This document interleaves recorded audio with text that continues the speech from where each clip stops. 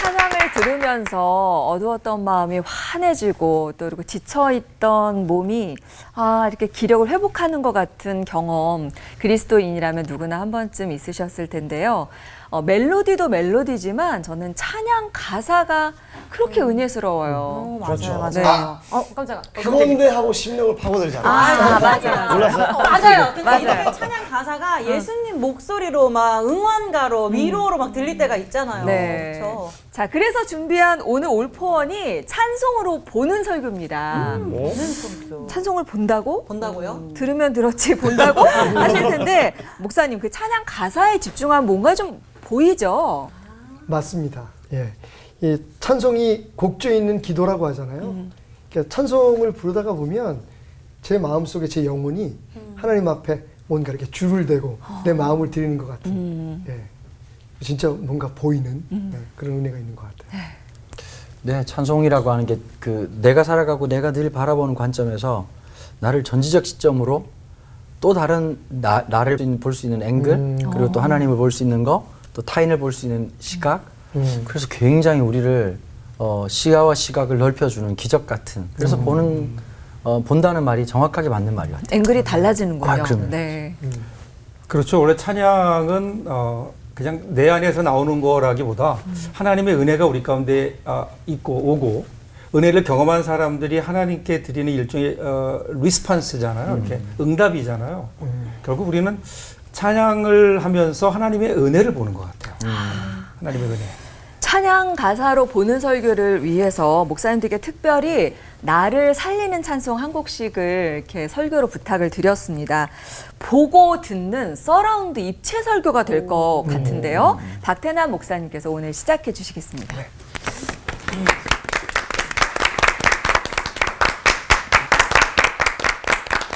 혹시 영화 타이타닉을 보셨습니까? 예, 그 영화 가운데 그리스도인이라면 절대로 잊을 수 없는 한 명장면이 있죠. 유람선이 침몰하는 순간에 공포에 떨며 아우성을 치는 사람들. 그 속에서 월리라고 하는 바이올리니스트가 동료 연주자들을 먼저 그 구명정에 실어 보내면서 홀로 서서 연주를 시작하죠. 네 줄을 가까이 하게 함은 십자가 짐 같은. 그 선율이 흘러나온 가운데 그 원리에게 인사를 하고 떠났던 동료들이 다시 돌아옵니다. 그리고 합주가 시작되죠. 그러자 그 아비규환 같은 그 상황이 갑자기 은혜스러움의 현장으로 바뀌는 것을 우리가 목격하게 됩니다. 내 일생 소원은 늘 찬송하면서 주께 더 나가기 원합니다. 침몰하는 배 위에서 살기 위해 치열하게 몸부림치는 사람들, 그 뒤에서 울려 퍼지던 찬양 한 곡. 저는 그 영화를 보고 난 다음에 정말 오랫동안 그 감동을 잊을 수가 없었어요. 그리고 이런 생각을 해보았습니다. 내 인생에, 그것도 하루하루 치열하게 살아가고 있는 내 삶의 배경 찬송은 무엇일까? 내가 걸어가고 서고 또 말씀을 전하고 살아가는 그 삶 뒤에서 그 영화 속의 그 찬양처럼 한편의 찬송가가 울려 퍼질 수 있다면. 그러면서 35년 전에 한 사건이 기억났습니다. 35년 전에 그때 제가 그 미국에서 공부를 하고 있을 때인데 그 미국에 있는 방송국에서 프로그램을 맡아서 진행하고 있었습니다. 그때도 크리스마스가 돼서 특별한 프로그램을 하고 방송국으로 이제 돌아가는 모든 행사가 끝나고 은혜 가운데 끝나고 이제 모든 장비를 이제 반환하기 위해서 방송국으로 돌아가는 그 길목에서 주차장에 이제 저희가 진입을 했는데 갑자기 흑인 형제 두 분이 저희들에게 가까이 다가오는데 그 아주 지독한 술 냄새와 그 풀린 눈, 딱 한눈에 봐도 이분들이 심상치 않다는 생각을 했어요. 근데 갑자기 제 뒤에다가 뭘 쿡 갖다 대는 겁니다. 여러분이 상상하는 바로 그거였습니다. 이게 겉옷으로 덮었는데 총구가 딱 보이는 거예요. 돌아섰을 때 깜짝 놀랐어요. 거기에는 한국에서 그 막 온 유학생 몇 분이 저를 돕기 위해서 함께 있었습니다. 그 순간 정말 아주 짧은 순간인데요. 많은 생각들이 스쳐갔어요. 그 사람들이 저희를 바닥에 엎드리도록 했습니다. 그리고 뭐 주머니, 뭐 저희가 가져오는 기타 이런 모든 것들을 다 처음엔 뒤지더니 별 나올 게 없으니까 그 고가 장비들을, 방송 장비들을 전부 다 그 우리가 타고 왔던 차 한 대에 실어서 그 차를 타고 갔습니다. 근데 상상을 해보세요, 여러분. 한국에서 온 지 얼마 안 돼서 영어가 잘 안 되는 친구들에게 제가 통역을 해야 되잖아요. 총구가 우리를 향하고 있는 상황에서 제가 혼자서 바닥에 엎드려서 뭔가를 자꾸만 떠들어야 되니까 그 사람들은 또 우리말은 못 알아듣잖아요. 그러니까 무슨 상황이 일어날지 모르는 거예요. 그 시간이 사실 그렇게 길지 않았던 것 같아요. 근데 떠나고 난 후에 저희들이 둘러앉아서 하나님 앞에 먼저 감사를 기도하고 그리고 눈물을 흘리면서 하나님 앞에 찬양을 하기 시작했는데 그때 불렀던 찬송, 찬송가 391장 오 놀라운 구세주 내 주 예수 참 능력의 주시로다. 여러분 다 아시는 찬송이죠. 큰 바위 및 안전한 그곳으로 내 영혼을 숨기시네. 메마른 땅을 종일 걸어가도 나 피곤치 아니하며 저 위험한 곳 내가 이를 때면 큰 바위에 숨기시고 그 손으로 덮으시네. 이 찬송을 부르면서 얼마나 울었든지. 그 이후로 이 찬송은 저의 삶의 배경음악이 되었습니다. 그래서 힘들고 어려울 때마다 그 찬송이 제 뒤에 흘러나온 것 같았고 그리고 제 입술로 고백하게 되었고. 여러분의 삶의 BGM은 뭡니까? 혹시 트로트는 아니시겠죠? 요즘 하도 인기가 있어가지고 울려고 내가 왔나 웃으려고 여기 왔던가 뭐 이런 노래는 아실 것 같아요. 찬송이 배경음악이 되는 삶 얼마나 아름다울까요? 이사야서 41장 10절부터 13절까지의 말씀에 보면 우리가 아주 잘 아는 이런 말씀이 있습니다. 두려워하지 말라. 내가 너와 함께함이라. 놀라지 말라. 나는 내 하나님이 됨이라. 내가 너를 굳세게 하리라. 참으로 너를 도와주리라. 참으로 나의 의로운 오른손으로 너를 붙들리라. 그리고 41장 13절에서 또 이렇게 말씀하십니다. 이는 나 여호와 너희 하나님이 너의 오른손을 붙들고 내게 이르기를 두려워하지 말라. 내가 너를 도우리라 할 것임이니라. 이 말씀을 보면서 저는 우리의 그 믿음의 성장 단계에 따라서 우리가 처한 상황에 따라서 하나님께서 우리를 사랑하시는 법이 조금씩 달라짐을 느낄 수가 있었어요. 제가 이걸 설명해 드리기 위해서 오늘 특별 강사님을 한 분 초대했는데요. 모시겠습니다. 너무 귀엽다. 진짜 여러분, 그래요. 오늘 말씀에서 하나님께서 우리를 지켜주신다고 약속하셨잖아요. 네. 그런데 우리의 믿음의 단계에 따라서 달라요. 처음에 하나님께서 우리가 믿음이 없을 때는 갓난 아이를 업고 기르시는 부모님처럼 이렇게 등에다 업으십니다. 자, 업고 있으면 엄마 아빠의 심장이 느껴지고 피부가 느껴지잖아요. 이 아이는 앞을 바라볼 필요가 없어요. 그냥 아빠 등에 고개를 파묻으면 되겠죠. 근데 항상 이렇게 살 수는 없어요. 그래서 좀 우리의 믿음이 자라나게 되면 그 다음엔 아빠와의 대화가 시작됩니다. 이렇게 아이가 좀 크면 우리가 이렇게 앉잖아요. 그죠? 이렇게 앉고 가끔 아이를 보면서 아유 내 새끼 잘생겼네. 오늘 뭐 먹고 싶어? 그러니까 우리의 믿음이 자랄수록 아버지와 대화가 시작되는 거죠. 그런데 오늘 제가 읽어드렸던 그 41장 13절의 말씀처럼 참 묘한 하나님의 고백이 있어요. 내가 너의 오른손을 내 힘 있는 오른손으로 붙드신다고 하잖아요. 그래서 제가 생각해 봤어요. 오른손을 오른손으로 붙들면 이렇게 붙는다는 건가? 아니죠. 나의 오른손을 하나님께서 하나님의 오른손으로 붙드시는 건 백업을 하는 거죠. 그렇게 해서 우리의 믿음이 성장이 되면요. 하나님은 우리로 하여금 세상을 보게 하시죠. 그리고 당신이 뒤에서 우리를 안아주시는 겁니다. 그날 그 찬송이 제 삶에 울려 퍼진 그날 저는 그 은혜를 깨달았어요. 이 순간에도 그 권총공들을 만나서 죽음의 위기에 떨고 있는 그 순간에도 하나님이 나를 안고 계셨구나. 여러분의 삶의 배경음악은 무엇입니까? 저는 오늘 여러분과 함께 제 치열한 삶의 배경음악 찬송가 391장 그 은혜로운 후렴을 불러보기 원합니다.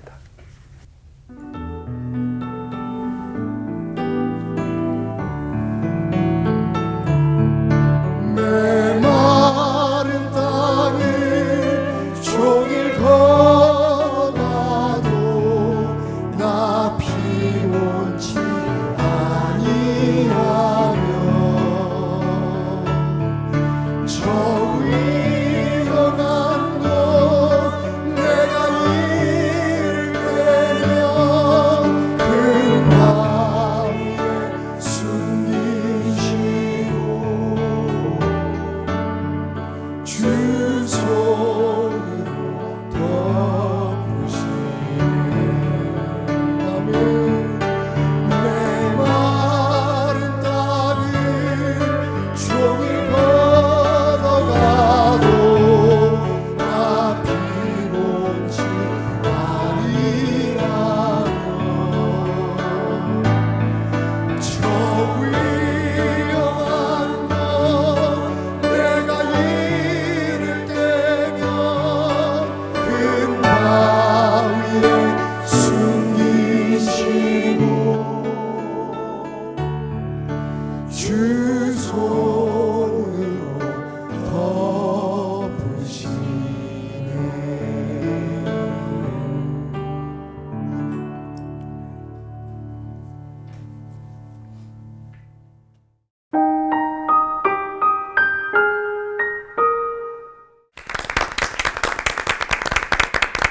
목사님의 설교를 듣고 나서 이 찬송가를 이렇게 곧장 부르시니까요. 이렇게 한 영화의 한 장면처럼 목사님이 겪으신 상황과 가사가 오버랩이 되면서 너무 막 현실감이 있는 거예요. 그러면서 떠오른 그 세 글자가 있었는데 아 진짜 구세주시구나. 그 능력의 주시로다. 안전한 곳으로 내 영혼을 숨기시네. 큰 바위에 숨기시고 또 주 손으로 덮으신다. 아 이게 진짜 은혜가 되네요. 아멘입니다. 네. 네. 능력의 주님이시며 우리의 피할 곳을 내시고 숨기시는 진짜 우리의 주님이신데요. 어려운 일을 당할 때 우리 목사님 아까 말씀하신 것처럼 이 BGM, 우리 삶 속에 주님의 은혜의 찬송이 늘 흐른다면 모든 문제가 좀 달리 보일 것 같은데요. 네. 만약에 우리 찬송에 이런 찬양이 흐르는, 네. 이 감사의 찬양이 늘 흐르는 그런 인생이 된다면 네. 어떤 축복이 있을까요? 일단 그 찬양 가사에서도 우리가 알 수 있듯이 주님이 우리의 보호자 되시고 우리의 구원자 되시는데 평소에 그분이 안 보이시잖아요. 그죠? 우리의 눈에는 그 바위가, 그 큰 바위가 분명히 우리가 언제 피해야 할지, 어떤 상황에서 피해야 할지 그분은 알고 계신데 그 바위가 우리 눈에는 보이지 않아요. 그래서 저는 우리의 삶에 찬송이 있다는 건 아까 우리 목사님도 말씀해 주셨지만 그 보이지 않는 주님을 내게 보게 해주는 힘이 있다고 생각해요. 네. 그래서 행복할 때는 행복한 찬송의 BGM이, 백그라운드 뮤직이, 그리고 막 힘들고 어려울 때는 오늘 저의 삶의 BGM 같은 그 찬송가 391장이 흘러나오게 되면 눈에 보이지 않지만 손에 붙들리지 않지만 주님이 나와 함께 하신다는 것을 제가 믿고 깨닫고 고백하게 되는 것 같아요. 여러분의 삶에 그 찬송의 BGM이 꼭 있었으면 좋겠어요. 네. BGM. 네. 혹시 그러면 성경 인물 중에도 이렇게 배경음악 삼아서 살았던 인물이 있는지 주님 찬양하는 것을 늘 함께 했던 인물이 누가 있을까요? 딱 생각나는 분이 다윗이시죠. 다윗. 근데 저는 이제 다윗에 대해서 묵상하면서 다윗의 고백 가운데 우리가 잘 부르는 찬양의 가사이기도 한데 주님은 나의 산성, 주님은 나의 반석 이런 고백이 유난히 많아요. 맞아요. 그러니까 한번 생각해 봤어요. 어떤 상황에서 다윗이 그 노래를 불렀을까? 근데 저는 다윗 왕이 그 눈에 보이는 대로 고백했던 것 같아요. 그러니까 만약 그것을 오늘 이 자리에 이 스튜디오로 옮긴다면 이렇게 찬양하지 않았을까요? 주님은 나의 카메라, 주님은 나의 나의 등불, 주님은 나의 조명. 예. 다시 말하면 그 눈에 보이는 그대로 온통 주님인 거야. 온통 하나님인 거야. 그러니까 그것을 고백할 수 있는 삶을 살았다는 것. 다윗의 찬양이 그렇게 풍성하고 또 상황에 따라 이렇게 적절할 수 있었다는 건 그분의 눈에 항상 주님이 보였고 하나님이 보였고 난 하나님에 감사해서 살아가게 되었고 그 하나님을 찬양하는 찬양이 내 삶을 덮고 와우 내가 말했는데 이렇게 멋있네. 와, 네. 정말 제가 가슴이 지금 뭉클해요. 네. 사실 생각해 보세요. 무슨 우리가 드라마를 볼 때 배경음악 빠지면 정말 재미없잖아요. 맞아요. 그죠? 네. 우리 뭐 개그 하시니까 개그에도 그 중간중간에 들어가는 그 있어요. 맛깔나는 음악들, 네. 그죠? 예. 아주 촐살 맞은 음악들 그런 것들이 살려주잖아요. 근데 우리의 삶에 다윗 왕의 고백 같은 그 찬양이 배경이 된다면. 다른 사람 귀에는 들리지 않더라도 내 맞아요. 귀에는 들리는, 내 귀에만 들리는 네. 배경음악. 이렇게 핸드폰을 보면은 프로필 사진 되게 많이 바꾸잖아요. 네. 근데 그 배경음악을 되게 자주 바꾸시는 분들도 아, 예, 계시더라고요. 맞아요. 근데 저는 배경음악이 없는데 오늘 말씀 들으면서 그거 한번 찬송으로 내가 좋아하는 맞습니다. 곡으로 네. 바꿔봐야겠다라는 생각이 좀 들었습니다. 와우, 좋은 나중에 와서 한번 보세요. 네. 네. 자, 전화번호부터 알려주셔야 네, 되겠어요. 그러네요. 네. 적용을 하고 그 자꾸 실천해보는 게 살 길이다라는 생각이 드는데요. 찬송으로 보는 설교. 첫 번째 시간을 아주 힘차게 잘 열어주셨습니다. 두 번째 설교 준비하고 계신 강은호 목사님 막 목을 긁으시는데 부담이 되시나요? 부담 늘 되죠. 네.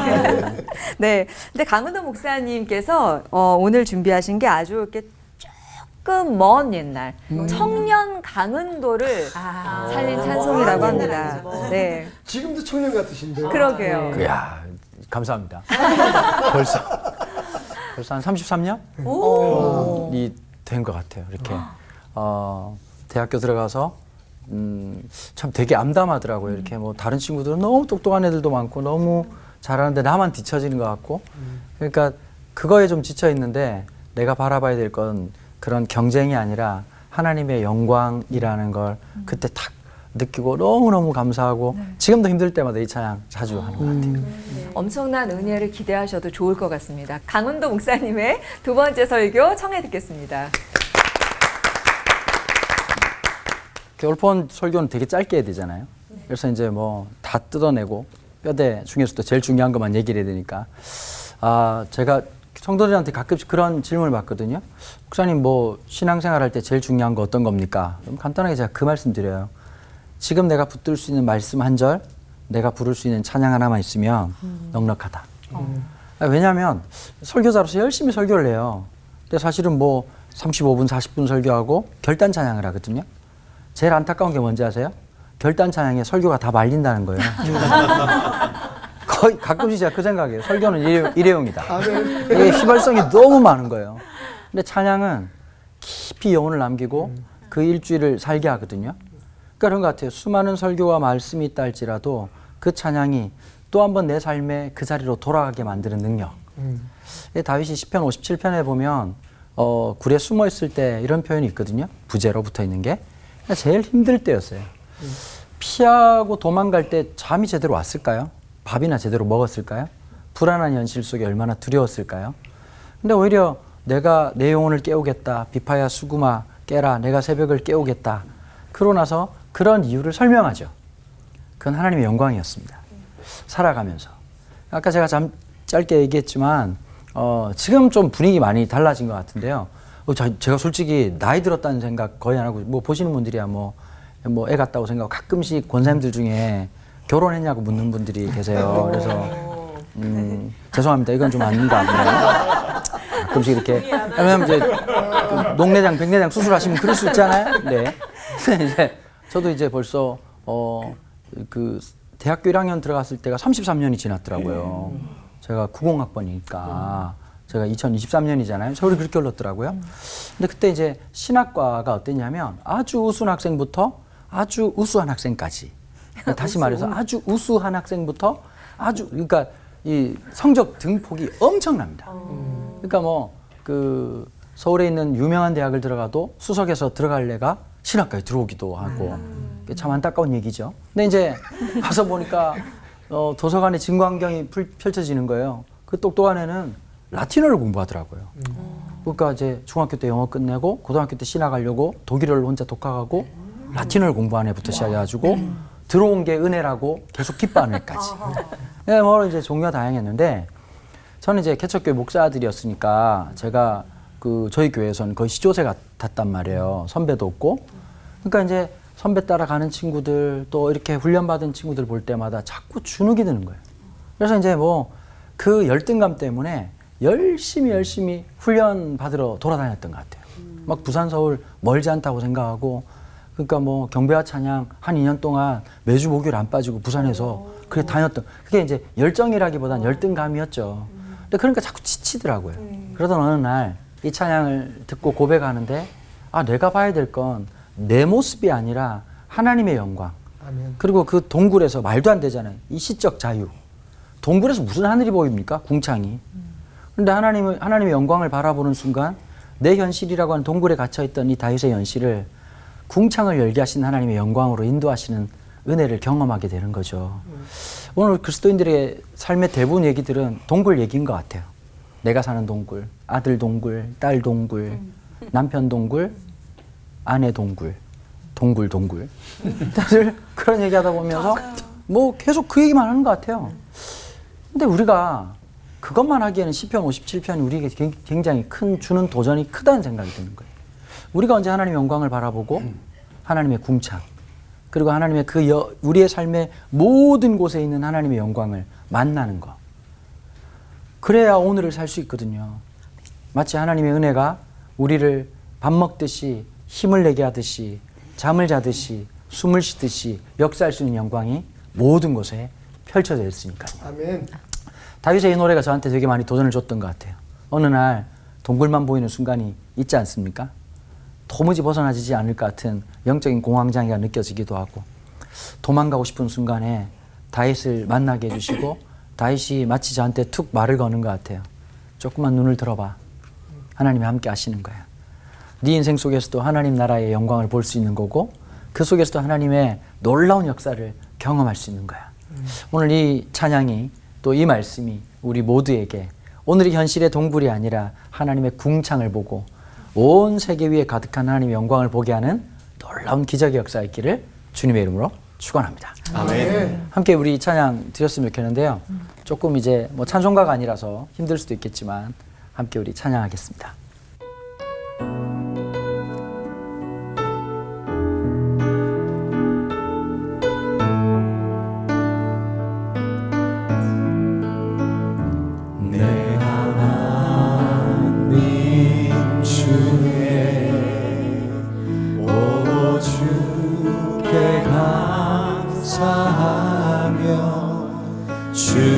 주님을 찬양하리 열방 중에서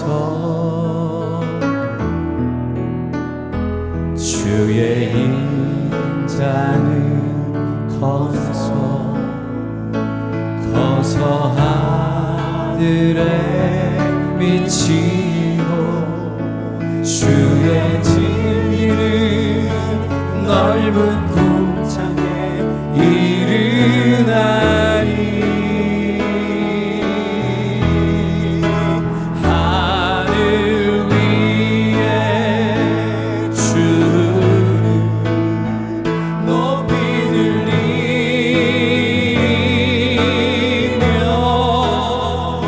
주의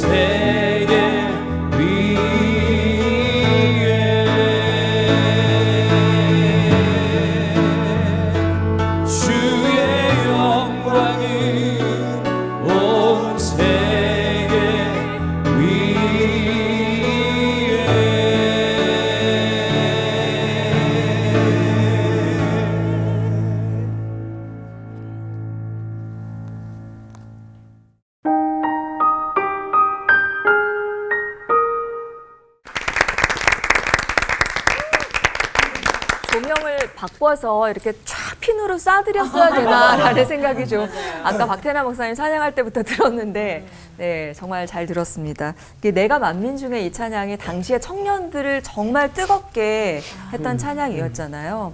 하나님의 영광이 만민 중에 임하는 그런 장면이 그려졌습니다. 네, 그러게요. 그 불면증 다윗이 청년 강전도사님의 시절, 네, 그 모습이 아니었나 싶습니다. 목사님께서 막 짧게 해야 되니까 이 찬양이 가져다준 은혜와 그 배경을 다 설명을 안 해주셔가지고 더 궁금한 거예요. 저랑 그 청년의 시절이 많이 비슷해 보여가지고 그래서 이 찬양 들으면서도 아 그렇게 힘이 되셨을 것 같은데 특히 이 만민 중에 이 부분에서 어떤 가사에 어떤 은혜가 있으셨는지 정확하게 조금 더 얘기해 주시면 제가 너무 또 힘이 될 것 같습니다. 그 다윗의 인생의 만민이라고 하는 건 수많은 사람들을 얘기하죠. 근데 그 수많은 사람들이 다윗을 지지했을 것 같으세요?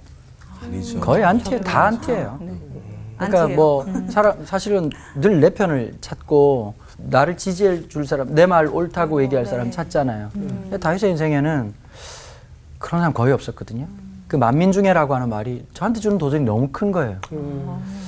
너의 편이 없고 너를 지지해 준 사람이 없고 네가 가는 길을 그렇게 환영하지 않는다 할지라도 하나님 한 분 때문에 만민을 그 사람의 모든 조롱을 이겨낼 수 있는 그런 영광, 그 하나님의 은혜. 아멘. 그럼에도 불구하고 그래도 하나님, 그래서 하나님. 그게 저한테는 되게 컸던 것 같고요. 하나님의 영광이 온 땅에 가득하고 있다는 사실. 그러니까 자꾸 내 안의 못남 속에서 하나님을 발견하는 게 아니라 내 못남조차도 끝까지 역사하시고 변화시키실 하나님의 영광이 내 삶에 있다는 것. 그 오늘로 끝나는 게 아니라 그 연약함이 하나님 앞에 또 드려지고 또 넓어지게 하시고 깊어지게 하실 그 하나님. 그러니까 오늘이라고 하는 시간은 사건으로 살 시간이 아니라 해석으로 살 시간이 아닌가라고 생각이 들어요. 어려움이지만 이 어려움이 더 낫게 하실 것이다.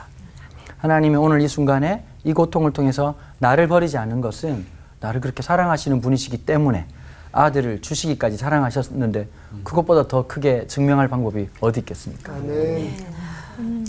진짜 오늘 이 시간에 주님께서 찬양으로도 말씀하신다는 걸 어떻게 또 피부로 더욱 느끼게 되는데요. 근데 목사님, 근데 찬양하다 보면 이런 생각 들 때 없으세요? 그 찬양은 의지로 해야 되는지 아니면 감정으로 해야 되는지 말씀을 내 감정대로 해석하고 의지하면 안 되잖아요. 좀 궁금합니다. 그 의지냐 감정이냐 이거 가지고 한 30년 싸운 것 같아요. 뭐 옛날에 뭐 바늘 하나 위에 천사 몇 명 올라가냐 그거 가지고 싸운 것처럼요. 저는 그렇게 생각해요. 든든한 의지의 프레임 속에 감정을 드릴 수 있는 모습이 그게 믿음이라고 생각해요. 의지 없는 감정 위험해요. 그러니까 뭐 이렇게 창의 집회하면 많이 뛰잖아요. 네. 얼마나 뛰었냐로 은혜를 할 것 같으면 높이 뛰기 선수들 불러다가 하면 되죠. 근데 그건 아니거든요. 아니면 뭐 이렇게 유명한 가수 그 가면 자꾸 우리 콘서트란 말이 안 나오고 집회란 말이 나오네. 한 6시간씩 뭐 물 뿌리고 이렇게 하잖아요. 그건 아닌 것 같아요. 그러니까 오늘 내 삶을 하나님의 은혜라고 말씀이라고 하는 그 의지적 행위로 내 감정 속에 부으시는 그러니까 훨씬 더 인격적이고 훨씬 더 그 전인적인 어떤 모습이 드러나는 것이죠. 그러니까 때로는 뭐 감정이 들면 감정으로 하십시오. 그러나 그 감정 속에서 하나님 말씀이라고 하는 내가 살아가야 될 거룩한 의지가 발현돼야 되고 때로는 감정이 무너지면 하나님 주신 우리가 지적인 능력을 통해서 의지라고 하는 또 하나의 기치를 통해서 감정을 새롭게 할 수 있는 능력. 그러니까 한 가지의 통로만 삼지 말고 다양한 삶의 방법을 통해서 하나님 앞에 어쨌든 나아갈 수 있는 힘을 갖는 것. 그게 신앙의 기술이고 신앙의 실력이라고 생각합니다. 아멘. 이렇게 선순환이 될 것 같아요. 감정과 신앙과 또 의지와 이게 되면서 네네. 하나님께 더 가까이 다가가는 길을 소개해 주신 것 같습니다. 오늘 두 분의 목사님이 함께한 찬양이 어떤 고난 중에 그리고 또 어떤 기로에서 힘을 주는 찬양을 골라주셨다면 나를 살린 찬송 설교 조금 다른 결의 설교를 임채영 목사님께서 준비하셨다고요. 네, 저를 살리는 설교라는 주제를 받고 한참 생각을 했어요. 그러면서 제일 먼저 떠오르는 게 찬송 이전에 저희 어머님 좀 생각이 났고요. 네. 그리고 어머님께서 하셨던 그 찬송, 어느 때부턴가 내 입에서 흘러나오는 그 찬송이 생각이 나서 오늘 그 찬양으로 함께 해보려고 합니다. 네, 그러면 오늘 임채영 목사님의 그 찬송 함께 들어보도록 하겠습니다.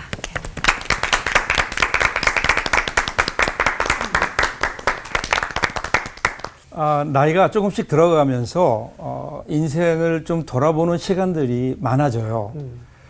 제가 살아온 삶의 여정을 쭉 돌아보면 군데군데 아니 어쩌면 가장 중요한 순간마다 생각나는 분이 한 분 계시는데요.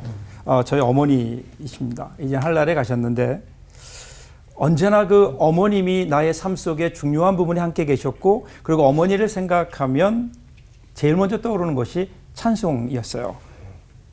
그 찬송가가 435장이죠. 우리 찬송에 나의 영원하신 기업 생명보다 귀하다. 이 찬송 보면 1절 보면 나의 영원하신 기업 생명보다 귀하다. 나의 갈 길 다가도록 나와 동행하소서. 영원하신 기업. 이 땅의 기업이 아니라 하늘나라의 그 영원한 기업. 저희 어머님이 그 어머님이 태어나셨던 그 저희 외가죠. 외가에서 가장 먼저 예수님을 믿으셨어요. 혼자 예수님을 믿으시다 보니까 여러 가지 많이 어려웠죠. 그런데 아마도 10대 말쯤에서 은혜를 받으셨던 것 같아요. 은혜를 경험하고 지금까지 살아왔던 내 삶이 아니라 앞으로 하나님께서 인도하실 내 삶이 있겠구나. 이 땅이 아니라 영원한 하늘나라의 그 기업을 체험하셨던 것 같아요. 그래서 새벽마다 나와서 기도하면서 어느 순간 그런 기도가 나오더래요. 하나님, 제가 이제 나이가 돼서 시집을 가야 되는데 다른 거 다 안 보겠습니다. 예수 믿는 가정으로만 보내주시면 그러면 제가 다른 거 다 안 보고 가겠습니다. 정말 그 기도가 응답이 돼가지고요. 그래서 그 예수를 잘 믿는 어느 권사님 가정으로 저희 이제 할머니 되시겠죠. 이제 시집을 가시게 된 거예요. 근데 거기까지는 좋은데 가시면서 그 전에 기도하실 때 하나 기도를 더 하셨는데 만일에 저에게 아들을 주시면 그 아들을 하나님께 드리겠습니다. 저하고는 전혀 상관없이 그래서 제가 태어났고요. 저는 어릴 적부터 목사가 돼야 되는 줄 알고 저의 소명을 생각해 보면 저의 소명은 저에게서 시작된 것이 아니라 저희 어머님으로부터 시작된 것 같아요. 저희 어머님. 물론 저하고 뭐 상의하지는 않으셨지만 시편 71편 6절에 나오는 대로 내가 모태에서부터 주를 의지하였으며 나의 어머니의 배에서부터 주께서 나를 택하셨사오니 나는 항상 주를 찬송하리이다. 이 소명, 어머님으로부터 시작된 그 소명이 저에게 사실은 저의 소명이 어머니로부터 시작된 거죠. 이 소명이라는 것은 원래 내가 정하는 게 아니잖아요. 소명은 내가 하고 싶어서 하는 게 아니죠. 만일에 소명이 내가 하고 싶어서 하는 거라면 하다가 하기 싫으면 그만둘 수 있잖아요. 근데 이 소명은 내가 시작한 일이 아니라 하나님께서 시작하신 일이기 때문에 하나님께서 그만두시지 않는 한 나의 소명은 결코 거두어질 수 없죠. 더군다나 나하고 소명이 시작된 것이 아니라 저희 어머님하고 시작된 것이기 때문에 제가 이 소명의 길을 가다 보면 어렵고 힘들고 지치고 그래서 이걸 꼭 해야 될까 하는 생각이 들 때 그때 저의 귀에 들려오는 이 어머님의 이 찬양 소리. 저의 소명은 저희 어머님이십니다.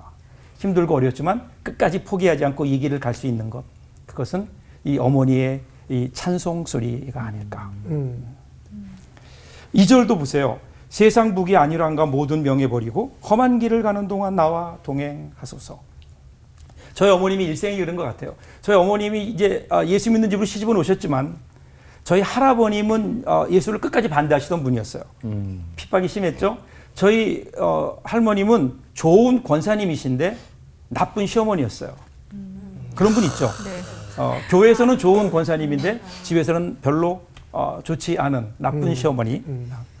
저희 아버님도 제가 알기로는 다정다감한 분도 아니셨어요. 저희 어머님이 어떻게 그 삶을 살아내셨을까? 그러면 그때 하나님을 의지하며 날마다 부르셨던 찬양이 이것이 아니었을까? 제가 가끔 어머니가 제가 어릴 적에 새벽 기도를 가시면 따라갔어요. 따라가서 이렇게 옆에서 누워서 뭐 졸거나 그러다 깨보면 어머니 기도하고 계셨어요. 기도하고 계신데 그 어머님이 기도하실 때 그 모습을 보면 정말 눈물이었어요. 눈물. 어머님이 기도 끝나고 일어나시면 주위에 그 마룻바닥이었는데 주위가 흥건하게 젖을 정도로 아마도 인생을 살면서 어려운 힘든 일들을 다 하나님 앞에 눈물로 쏟아내지 않으셨을까. 근데 그때 어린 마음에 그 어머니의 모습을 보면요. 그렇게 울며 기도하셨는데 일어날 때는 환하게 웃으시며 일어나는 어머니 얼굴을 보면서 아, 어머님은 이 땅에 살지만 하늘에 가까운 분이 아닐까 뭐 그런 생각을 했었어요. 그 눈물. 그런데 그 눈물로 부르셨던 찬양이 바로 이 찬양이었죠. 마지막 3절도요. 어둠 골짝 지나가며 험한 바다 건너서 천국 문에 이르도록 나와 동행하소서. 지난 2004년에 제가 이제 미국 생활을 정리하고 한국에 들어와서 목회를 하고 있는데 전화가 왔어요. 동생에게 전화가 왔는데 어머님이 병원에 가셨는데 췌장암, 당관암이라는 거예요. 지금도 그렇지만 그때도 췌장암 그러면 달리 손 쓸 방법이 없는 그러한 병이죠. 제가 미국으로 갔어요. 그래서 어머님을 뵀는데 예전에 그 모습이 아니었어요. 병으로 인해서 야위신 병자의 모습. 그 어머니 모습 보는데 어찌할 바를 모르겠다라고요. 뭐를 어떻게 해야 될지를 모르겠어요. 그래서 그 앞에서 그냥 고개만 숙이고 있는데 저희 어머님이 제 손을 잡으세요. 잡으면서 임 목사, 나를 위해 기도 안 해도 돼. 내가 병 낫게 해달라고 기도하지 마. 나 하나님께 갈 준비가 다 됐어. 이제 하나님이 부르시면 언제라도 가야지. 그런데요. 그때 어머님 머리맡에 카세트 테이프가 있었고 그리고 찬송이 흘려 나왔는데 그 찬송이 바로 이 찬송이었어요. 주께로 가까이 주께로 가오니 나의 갈 길 다가도록 나와 동행하소서. 아멘. 여러분 인생은 길을 가는 거죠. 그래서 나그네 인생이라고 해요.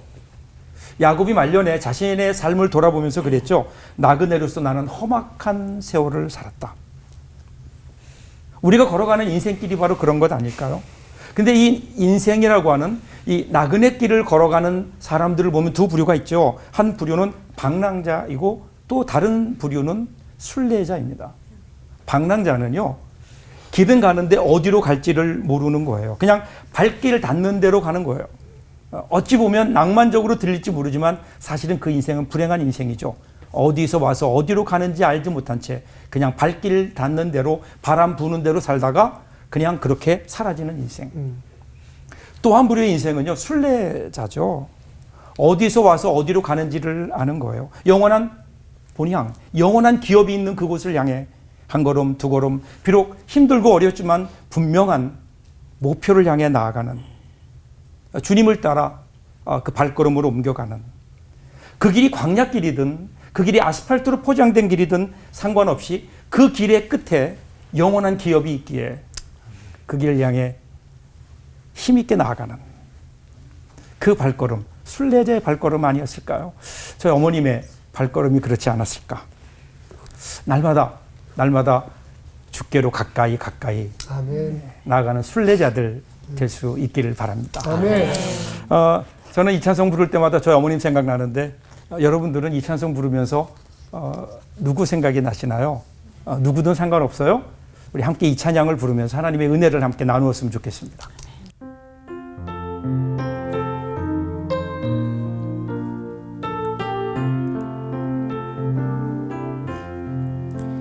나의 영원하신 기억 생명보다 귀하다. 나의 갈 길 다가도록 나와 동행하소서.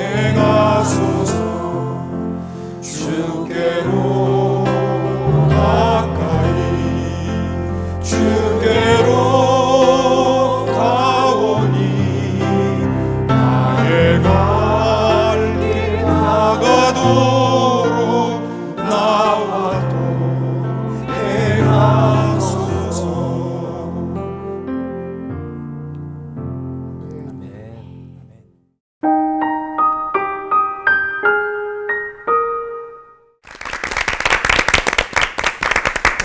찬송 부르다 보면 울컥해가지고 막 울면서 부르는 찬송 많이 있잖아요. 네. 그런데 어머님이 부르던 찬송은 못 참죠, 진짜. 근데 저는 찬송 부르시다가 임 목사님 우시겠다 했는데 잘 참으셨어요. 네, 이게 아무래도 자리가 자리니만큼. 네.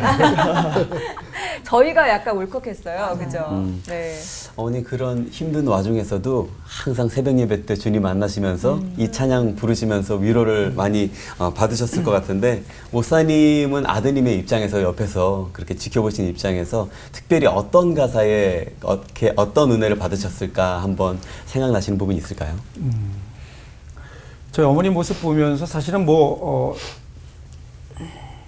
어느 부분이라기보다는 전체적인 어떤 고백이었던 것 같고요. 만일에 제 입장에서 본다면 주께로 가까이 주께로 가오니 나의 갈 길 다가도록 후렴 부분인 것 같아요. 후렴 부분. 주님께 날마다 나아가는 삶.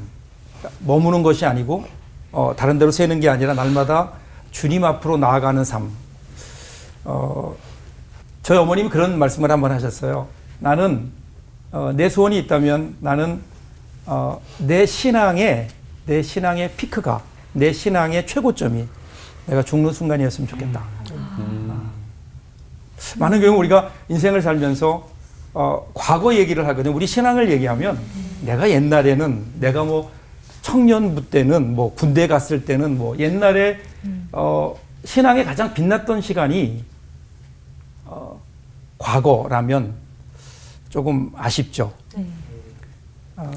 저희 어머니 그때 그 말씀 들으면서 제 마음속에 굉장히 큰 감동이 있었던 게 내 신앙의 최고는 피크는 아직 오지 않았다는 거죠. 진짜 도전이 되는 말씀이네요. 그래서 주께로 가까이 날마다 그러지 않았을까. 예. 그 말씀을 듣고 보니까 왜 나이가 들어갈수록 찬양 부르면서 천국 가는 게 소원이라고들 그러시는지 좀 이해가 확 다가왔어요. 그러다 보니 인생을 방랑자로 사는 사람, 순례자로 사는 사람의 그 끝이 어떻게 다를까 한번 또 구체적으로 좀 나눠주시면 좋겠습니다. 네. 우리 동방영주님의 찬양 중에 사명이라는 찬양이 있죠. 네. 거기서 뭐 험한 산도 나는 괜찮소. 노래는 안 할게요. 바다 끝이라도 나는 괜찮소. 네. 그런데 마지막이 나는 달려가겠소라는 거예요. 나는 달려가겠소. 그 달려감의 끝이 어딜까? 그러니까 그 순례자와 방랑자의 다른 점은 그 내가 가는 이 길의 끝에 뭐가 있을까? 누가 계실까? 하는 거죠. 저희 어머니 보면 고단한 삶이 목적지가 아니잖아요. 그것은 지나가는 길이고 목적지는 영원한 기업이 있는 하나님 나라였거든요. 그 모습 보면서 우리가 과연 좋은 길이 뭘까? 많은 사람들이 어디가 좋은 길인가를 찾죠. 그래서 사실은 진짜 좋은 길은 뭐가 좋은 길일까요? 뭐 왕복 8차선 이렇게 포장되어 있는 도로가 좋은 길일까요? 우리가 뭐 구정 때 아니면 명절이 돼서 우리가 고향을 내려갈 때 길이 엄청 막히잖아요. 막 내려가는 길이 엄청 막혀요. 그런데 옆을 보면 옆에 서울로 올라오는 길은 텅텅 비어 있어요. 야, 여기 너무 힘들다. 이건 좋은 길이 아니야. 그리고 비어 있는 길로 가지고 유턴해 오면 어떻게 될까요? 원하는 길에 가지 못하잖아요. 비록 여기는 꽉 막혀 있지만 여기에서 시간을 보내고 7시간, 8시간을 지내면서도 가야 되는 이유는 그 길의 끝에 사랑하는 가족들이 있고 부모님이 계시고 고향이 있기 때문인 거죠. 네. 그래서 이 길의 끝에 우리를 기다리고 계신 주님, 그뿐이 아니라 사실은 그 끝에서만 기다리시는 분이 아니라 우리가 그 길을 갈 때 우리와 함께 하시며 우리를 격려하시고 응원하시는 주님이 계시기에 그것이 더 가까이, 주께 더 가까이 나가는 순례자의 삶이 아닐까 그렇게 생각합니다. 네. 나를 살리는 찬송 임채영 목사님까지 세 분의 목사님의 설교와 찬양을 들어봤습니다. 박수로 좀 자리로 보내드리겠습니다. 자, 이렇게 찬양은 천국 문에 갈 때까지 우리 자신을 살리고 또 주께 영광을 올려드리는 힘이 있다는 것을 오늘 확인하는 시간이 되는 것 같습니다. 오늘 올포원 함께 하시면서 여러 가지 내가 찬양했던 기억들도 많이 떠오르실 텐데 목사님들 뭐 오늘 굉장히 어렵게 노래도 부르고 하셨지만 또 돌발 질문 이거 또 빼놓고 가면 또 섭섭하니까요. 네. 돌발. 네. 질문 어떤 분이 네. 다음번에는 저희도 돌발 질문을 네. 할 수 있도록 좀 해주시고 네. 알겠습니다. 네. 오늘은 제가 할렐루야 오늘 제가 준비했습니다. 네. 네. 네, 오늘 답해주시는 조건 알고 계시죠? 하나, 둘, 셋 하면 찬양으로 이번엔 즉시 불러주셔야 된다는. 찬양으로. 네. 이건 모르셨죠? 몰랐죠. 저도 몰랐네요. 네. 저도 지금 봤기 그러니까. 때문에. 돌발이기 때문에. 네, 답을 해주시는 조건은 하나, 둘, 셋 하면 찬양으로 즉시 불러주시는 거예요. 와, 첫 번째 쉽지 않다. 질문 드립니다. 나를 살린 찬송 외에 하나님을 만나면 듀엣으로 같이 부르고 싶은 곡은 이거다. 하나, 둘, 셋. 먼저 불러주시죠. 생각나는 분부터. 네, 생각나는 곡부터. 하나님과 듀엣으로. 아무나. 네. 네. 듀엣으로? 네. 하나님과. 하나님을 만나면 하나님- 듀엣으로 같이 하나님과 불러요. 듀엣으로? 네, 같이 불러요. 하고 싶으신 하나님과 찬양이 듀엣으로. 야, 있으신지. 진짜. 네. 야, 이거 두 어른들 생각이 전에 제가 하겠습니다. 네. 역시 빠르십니다. 나의 길 오직 그가 아시나니 나를 단련하신 후에 내가 정금같이 나오리라 하고 주님 이의를 제기합니다. 네네. 나의 길 오직 주가 이건 듀엣곡으로는 별로 안 맞는 거예요. 화음 넣어주시면 되잖아요. 그죠? 하나님의 네, 화음을 화음 넣어주시면 넣어줄 수 있으시니까. 네. 오케이, 네, 인정. 괜찮습니다. 본인의 이야기니까 괜찮습니다. 제거입니다. 네, 다음 만나시면 어떤? 하나님 만나면 제가 부르고 싶은 부르고 싶은 찬양. 그렇죠. 그 길 나오잖아요, 목사님. 저는 그냥 할렐루야 할렐루야. 내가 조금 아까 얘기해 놓은 거하고 같나요? 할렐루야 할렐루야 찬양. 네. 근데 가장 아름다운 그 하모니가 나오지 않을까? 맞습니다. 할렐루야. 제가 지금 갑자기 그 찬양 그 돌발 질문을 당하니까 갑자기 머리가 멍해져가지고 네. 그 찬양이 뭐죠? 아까 그 영화에서 불렀던 찬양이 찬송이? 네, 주님 맞아요. 그게 생각이 안 났어요. 오. 그래서 주님 앞에 그거 부를 것 같아요. 내 주를 가까이 하게 함은 그다음에 그게 아니고 야곱이 잠 깨어 일어난 후 2절. 그쵸? 돌단을 쌓은 것 본받아서 그다음 뭐죠? 나 갑자기 생각이 안 나요. 숨질 때도 그렇죠. 찬송하면서. 그 목사님 찬양을 하세요. 이렇게 듀엣으로 부르시면 되시는 거 잘하니까. 우리 듀엣 한번 할까요? 첫 번째 질문은 쉬운 편이었습니다. 어, 두 번째 이게? 질문이 더 어려워요. 네. 왜냐하면요, 두 번째는 진짜 목사님들이 사랑하는 사모님이 사랑하는 찬송을 맞춰보시죠. 사모님의 최애 찬송. 사모님이 사모님의 최애 찬송곡 어떤 건지 알고 싶습니다. 네, 이건 사모님들한테 확인해봐야 될 것 같아요. 그러니까 이거는 알고 맞는지 아닌지 바로 끝나고 말씀하시면 나면 전화해서 네. 만나요 내가 물어보고. 주인 삼은 모든 건 내려놓고 요즘 제 아내가 또 많이 부르죠. 그렇구나. 알고 계시다는 것도 근데 스윗 거기에서 남편. 주인 삼은 모든 것 중에 제가 포함된다는 게 문제죠. 나까지 내려놓겠다는 고백이 있는 네. 주인으로 생각 안 하시면 어떡하죠, 사모님이? 또 얘기가 다르네. 쉽지 않아서 오묘하네요. 끝까지 네. 지고 가실 수도 있어요. 뭐 두 분 잘 모르시겠지만 네. 박우정이란 목사님. 분이 이제 만드신 노래 중에 나의 하나님이라는 찬양이 있어요. 나의 사랑 너는 어여쁘고 참 귀하다 어느 보석보다 귀하다 이 찬양이 있는데 그 후렴 가사 되게 좋거든요. 그래서 그 노래를 자주 부르는 것 같아요. 와, 다 알고 네. 계시다니. 네. 확실히 소문이 젊다. 네, 그렇죠. 제 아내는 한번 그 새벽에 이렇게 네네. 그 코로나 기간이었는데 온라인으로 이렇게 새벽 기도를 하면서 들어오니까 찬양을 부르고 있더라고요. 그 찬양이 뭐냐면 그 나의 기쁨 나의 소망 되시며 찬양. 나의 기쁨 나의 소망 되시며 나의 생명이 되신 주 그 찬양을 부르는 거를 봤어요. 좋아하는지는 모르겠어요. 필요한 찬양일 수도 있고. 정말 오래된 네. 찬양이네요. 네, 그렇죠. 네. 예. 이렇게 다 알아주시고 기억해 그러니까. 주시는 것만으로도 사실 아내분 입장에서는 또 그렇죠. 사모님들 굉장히 감동하실 것 같아요. 네. 내가 부르는 찬양을 듣고 있었구나라는 그러니까. 것만으로도 되게. 나중에 막 이렇게 더 예쁘게 부르실 것 같은데 마음으로 못 부르시고 또 행위로.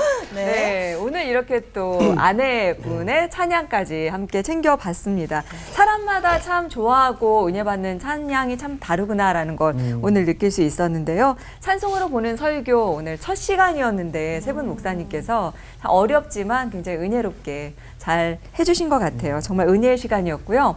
오늘 나를 살리는 찬송 부르면서 이렇게 찬양이 배경음악이 돼서 살아가기로 하면서 끝인사도 좀 찬양으로 어떻게 좀 준비될까요?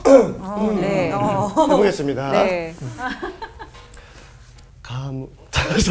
목이 많이 가물었는데. 처음에 음이 어떻게 되지? 목이 아파서. 가물어 메마른 땅 가물어 메마른 땅에 단비를 내리시듯 찬양의 단비를 부어 새 생명 주옵소서. 그렇게 하나 되는 시간 옳고 와